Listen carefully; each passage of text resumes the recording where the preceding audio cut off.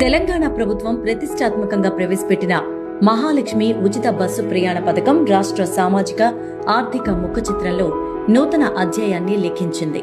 మహిళా సాధికారతే లక్ష్యంగా ప్రారంభమైన ఈ పథకం ద్వారా లబ్ధి పొందిన మహిళల రవాణా ఛార్జీల మొత్తం 10,000 కోట్ల మార్కును చేరుకుంది.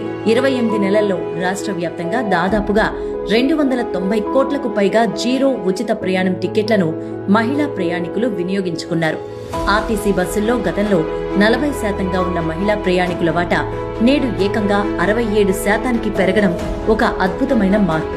ప్రతిరోజు 35 లక్షల మందికి పైగా మహిళలు సురక్షితంగా, గౌరవంగా తమ గమ్యస్థానాలకు చేరుకుంటున్నారు.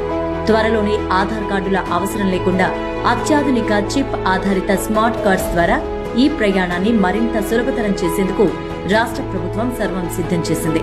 సామాజిక మార్పుకు, మహిళా సాధికారతకు ఈ పథకం అసలైన దిక్సూచిగా నిలుస్తుంది. బస్సు ప్రయాణమే కాదు, ఇది తెలంగాణ ఆడబిడ్డల ఆత్మగౌరవ ప్రయాణం. మహిళలు ఆర్థిక స్వతంత్రం వైపు సాగుతున్న ఒక మహోన్నత ప్రస్థానం.